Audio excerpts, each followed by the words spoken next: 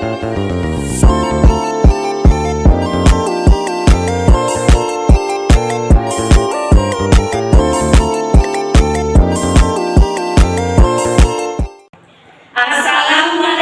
warahmatullahi wabarakatuh.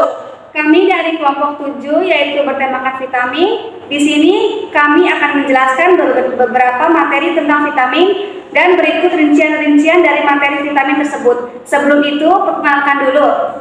Nama saya Zulfa Azkiatul Rahman Nawawi. Nama saya Maharani. Nama saya Fira Aulia. Nama saya Hani Gunawan. Dan saya Johani Magnus. Baik, langsung saja ke video selanjutnya.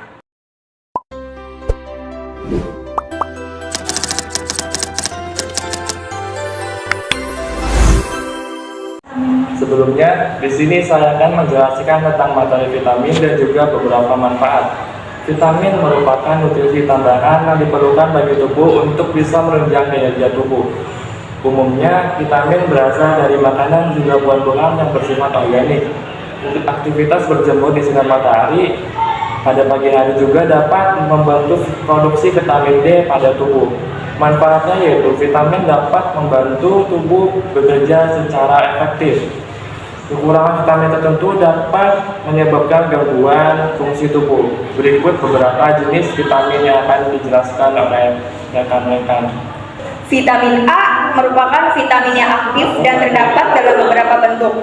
Yang pertama, vitamin A alkohol retinol. Yang kedua, vitamin A aldehida retinal. Yang ketiga, vitamin A asam retinoat. Dan yang keempat, vitamin A ester retinal. Perbedaannya terletak pada gugus fungsionalnya. Berikut gambar dari retinol vitamin A.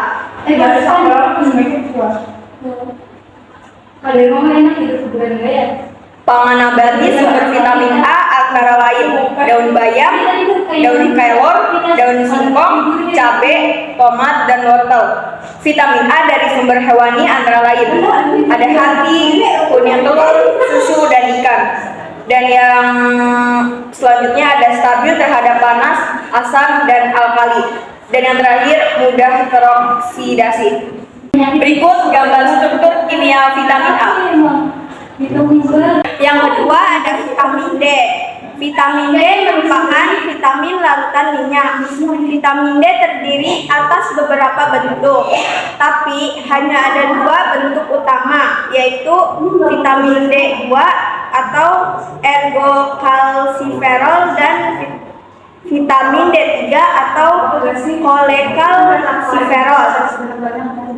Vitamin D2 banyak terdapat dalam bahan nabati, sedangkan vitamin D3 banyak terdapat dalam minyak hati ikan. Dapat disintesis dalam tubuh manusia dan hewan dalam bentuk vitamin D2. Vitamin D sangat penting untuk metabolisme kalsium dan fosfor. Berikut struktur kimia dari vitamin D. Yang ketiga ada vitamin E. Yang pertama merupakan vitamin larut dalam minyak. Vitamin E atau tokoferol merupakan suatu senyawa anti-sterilitas. Vitamin E terdiri atas alfa, beta, gamma, dan delta tokoferol. Tokoferol tersusun dari 16 atom karbon pada rantai samping yang jenuh. Berikut gambar dari struktur vitamin E. Berdasarkan stereoisomernya, aktivitas antioksida berturut-turut dari yang tertinggi yaitu alfa, gamma, beta, dan delta. Vitamin E agak sensitif atau kurang stabil terhadap cahaya, oksigen, dan panas. Alfa tokoferol merupakan vitamin E yang paling stabil. Sumber vitamin E umumnya dari bahan-bahan nabati seperti minyak nabati, minyak kelapa dan minyak sawit, kacang-kacangan, kedelai dan kacang tanah, biji-bijian, biji bunga matahari dan wijen, dan sayuran hijau seperti bayam dan brokoli. Yang keempat ada vitamin K, merupakan vitamin larut minyak dan secara kimia memiliki struktur dasar 2-metil 1,4 napuinone secara alami terdapat dalam dua bentuk, yaitu pil quinone vitamin K1 dan menaquinone vitamin K2. Vitamin K dapat diperoleh secara sintetik, antara lain vitamin K menadion dan vitamin K4 menadion. Pil quinone merupakan vitamin K yang utama dan sebagian besar diperoleh dari tanaman. Yang berfotosintesis seperti sayuran berupa daun hijau. Juga ditemukan pada minyak kedelai, minyak bunga matahari, minyak kewijen, dan minyak zaitun. Menaquinone merupakan vitamin disintetis oleh bakteri garam positif, bakteri usus halus, untuk sintetis protein yang terlibat dalam pembekuan darah. Vitamin K dapat menghambat peroksida lemak serta memiliki kemampuan pentabilan radikal yang lebih tinggi dibandingkan vitamin E. Vitamin K memiliki stabilitas yang tinggi terhadap panas, oksigen, dan kelembapan, tetapi tidak stabil terhadap cahaya matahari. Berikut gambar struktur vitamin K. Yang kelima ada vitamin C. Vitamin C atau asam ascorbat merupakan vitamin larut dalam air dan merupakan vitamin yang paling mudah rusak. Vitamin C menjadi vitamin yang esensial bagi manusia karena tidak disintesis dari dalam tubuh manusia, namun disintesis dari tanaman maupun hewan. Sumber utama vitamin C bagi manusia adalah buah-buahan seperti jeruk, tomat, belimbing. Di samping itu juga dari sayuran. Sehingga vitamin C disebut fresh food vitamin. Berikut gambar dari oksidasi asam ascorbat menjadi asam dari ascorbat. Vitamin C berfungsi sebagai antioksidan dan penghambat reaksi pencoklatan. Yang terakhir ada vitamin B. Jenis-jenis dari vitamin B ada vitamin B1, B2, B3, B5, B6, B8, B9, dan B12. Dan di sini saya akan menjelaskan beberapa vitamin B. Yang pertama ada vitamin B1. Vitamin B1 atau tiamin merupakan vitamin yang larut dalam air. Tiamin dalam makanan terdapat dalam bentuk bebas atau bentuk kompleks dengan protein atau kompleks protein fosfat. Disimpan dalam hati, ginjal, jantung, otak, dan otot. Berikut gambar dari tiamin struktur. Sumber tiamin antara lain ada ikan tuna, jamur, hati sapi, telur, susu, kacang-kacangan, dan biji-bijian atau beras, kecap kulit atau bekatulnya. Yang kedua ada vitamin B2. Vitamin B2 atau riboflavin larut dalam air dan ditemukan pada beberapa bahan makanan, antara lain hati, jantung, ginjal, daging, susu, telur, dan beberapa jenis sayuran hijau. Berikut struktur dari vitamin B2. Kekurangan dari vitamin B2 atau riboflavin pada pasien wanita tersebut sehilosis, gejala retak-retak pada kulit di sudut mulut, kerak pada kulit, bibir, dan lidah.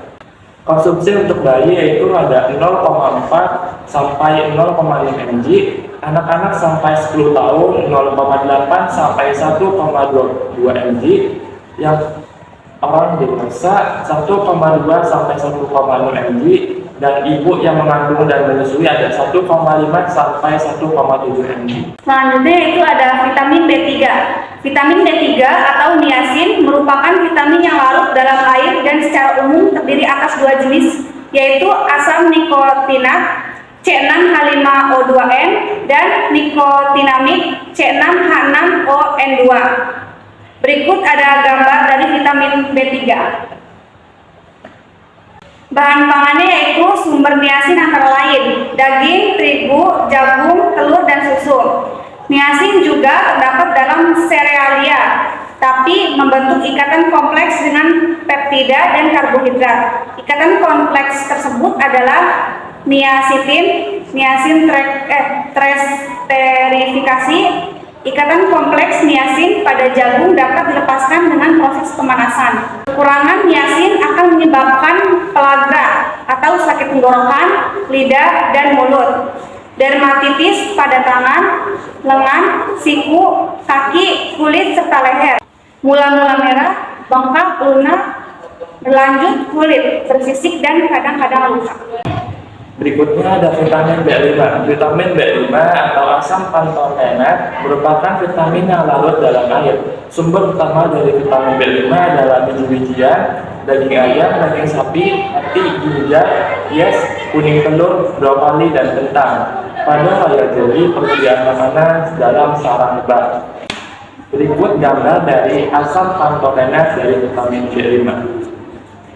Selanjutnya itu ada vitamin B6, merupakan vitamin yang larut dalam air. Terdapat dalam 3 bentuk, yaitu piridoksin, piridoksal, dan piridoksamin. Bentuk yang paling banyak diproduksi dan secara komersial adalah piridoksin HCI. Vitamin B6 ada yang bermuatan positif, negatif, dan netral, tergantung pada pH larutan. Masyarakat dengan konsumsi protein rendah 40-50 gram per hari diperlukan 1,2 dan 1,5 mg. Kekurangannya yaitu menyebabkan kulit rusak dan syaraf motorik terganggu. Berikut ada gambar-gambar dari B6. Lanjut gambar lagi.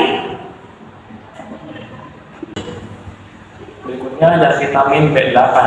Vitamin B8 atau biotin merupakan vitamin yang larut dalam air.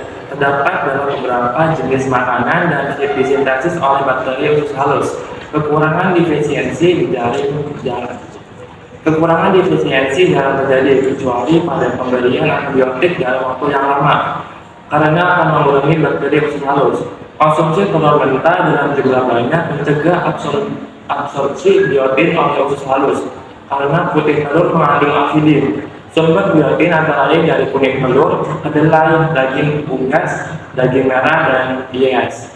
Mempunyai stabilitas yang tinggi terhadap panas, cahaya, oksigen, dan sensitif terhadap lingkungan asam dan basa. Berikut struktur dari biotin. Lanjut yaitu ada vitamin B9. Vitamin yang larut dalam air ditemukan dalam bentuk asam folat dan folat.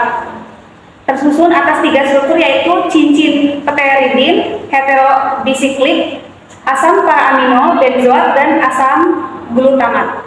Asam folat tidak diperoleh secara alami pada bahan makanan, tetapi merupakan vitamin sintetik yang biasanya digunakan sebagai suplemen atau sengaja ditambahkan pada makanan.